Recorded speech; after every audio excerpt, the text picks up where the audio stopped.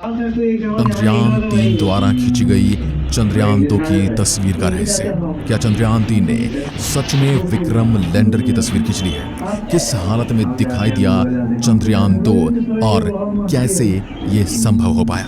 दोस्तों, आज की वीडियो में हम आपको बताने वाले हैं। दोस्तों, लेकिन एक बात आपको जान लेना चाहिए, जब से चंद्रयान-3 लॉन्च हुआ है तब से वह अनेक रहस्यों से पर्दा उठा रहा है और सबके सामने नई-नई बातें आई हैं जिसने पूरी दुनिया के होश उड़ा दिए हैं।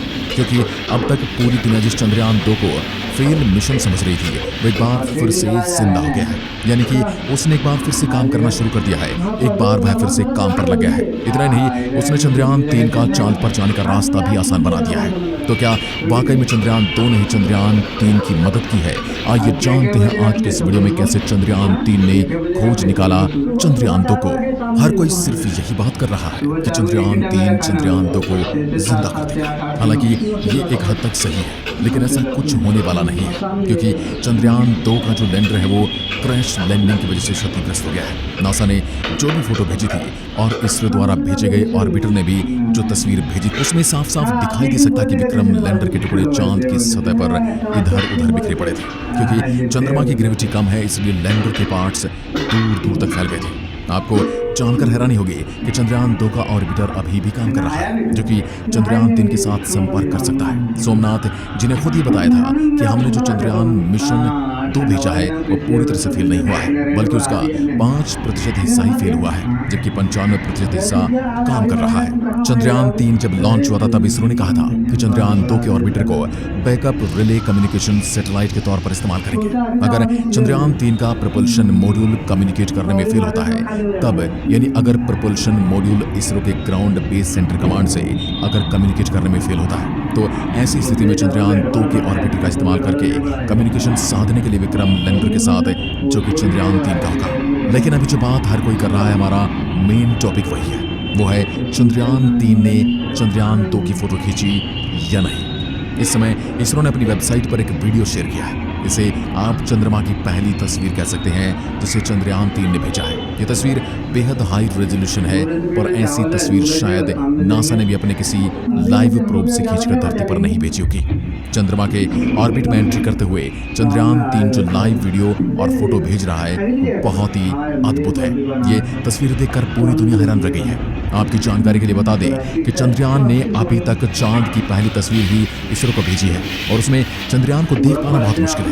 दूसरी बात यह है कि चंद्रयान-2 चांद पर जिस जगह पर क्रैश लैंड किया गया था वहां पर घनघोर अंधेरा रहता है और जिस ऊंचाई पर अभी चंद्रयान-3 है वहां से चंद्रयान को देख पाना मुमकिन नहीं है। हाँ, पर यह जरूर हो सकता है कि आने वाले टाइम में जब यह चांद के और करीब होगा तब चंद्रयान की साइट का फोटो जरूर लिया जा सकता है, क्योंकि तब इसकी ऊंचाई चंद्रमा से मात्र 30 किलोमीटर ही होगी। अब इसकी चंद्रमा के ऑर्बिट में अधिकतम दूरी 41,762 किलोमीटर है और उसकी न्यूनतम दूरी 173 किलोमीटर रहेगी, क्योंकि अब यह अंडाकार पथ पर चंद्रमा के चारों ओर चक्कर काट रहा है। लेकिन आने वाले समय में यानी कि बिल्कुल गोल चंद्रमा के चारों ओर चक्कर काटेगा और इस समय इसकी दूरी रहेगी चंद्रमा से मात्र 100 किलोमीटर। अभी इसकी गति भी इतनी ज्यादा है कि ये चांद से किसी एक छोटे से हिस्से की फोटो नहीं ले सकता है।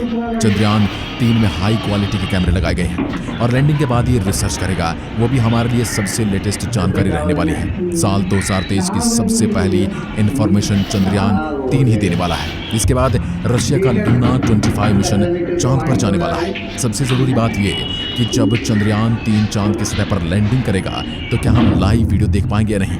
चंद्रयान-3 कम्युनिकेशन के लिए ISS बैंड का प्रयोग कर रहा है, जबकि हम ये अभी डेवलप नहीं कर पाए हैं।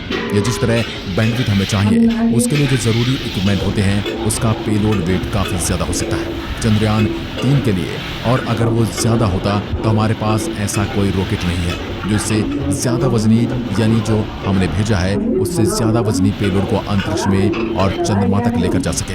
तो ऐसी सिचुएशन में हमारे लिए मुश्किल होगा लाइव लैंडिंग देखना।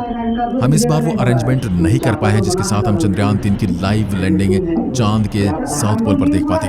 लेकिन जब चंद्रयान-3 लैंड करेगा तो उसके बाद वो वीडियो इसरो के कमांड सेंटर में भेजेगा, जिसके बाद हम देख पाएंगे कैसे उसने लैंडिंग की थी। अभी हमारे पास कम्युनिकेशन का जो बैंडविड्थ है वो एस बैंड है, जबकि एस बैंड का प्रयोग 1969 में नासा ने किया था और उसने पूरा लाइव टेलीकास्ट किया था क्योंकि उसका बैंडविड्थ थोड़ा बड़ा था। जबकि हमारा बैंडविड्थ अभी छोटा है। इस वजह से उस बैंडविड्थ का इस्तेमाल होगा वो पूरा का पूरा टेलीमेट्री और कमांड भेजने के लिए किया जाएगा। इसमें वीडियो सिग्नल को भेजने के लिए जगह ही नहीं है। अगर इसमें स्पेस होता तो इस बार हम लाइव लैंडिंग देख पाते, यानी कि हमारे पास पेलोड उठाने की और ज़्यादा क्षमता होती तो हम लाइव लैंडिंग भी देख पाते।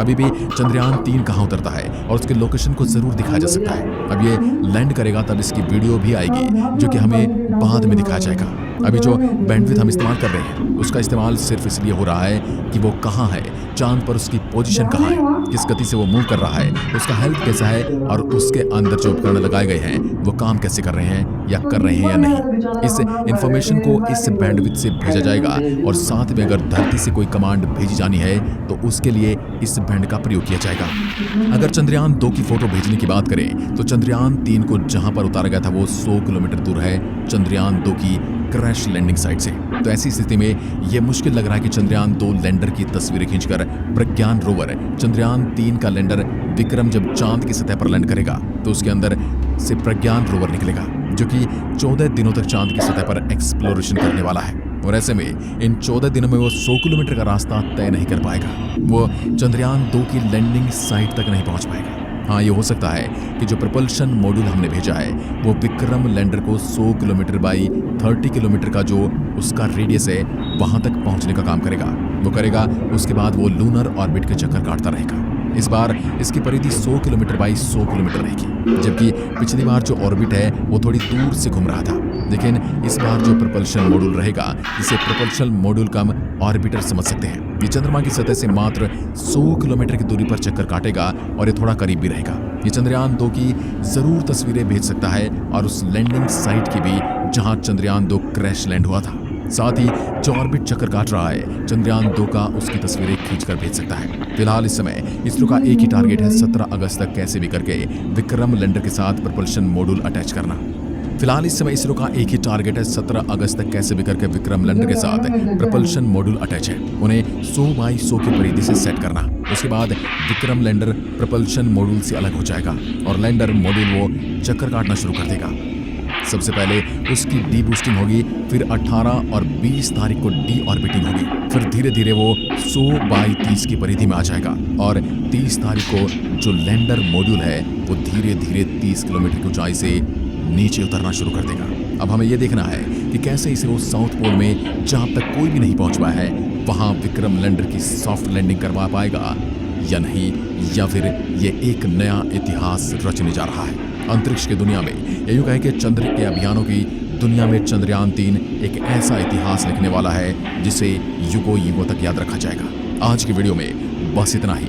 आने वाला समय हमारे लिए बहुत ही गर्व का समय होने वाला है, तो इसलिए एक एक मोमेंट पर नजर रखने के लिए चैनल को सब्सक्राइब कीजिए और चंद्रयान से जुड़ी हर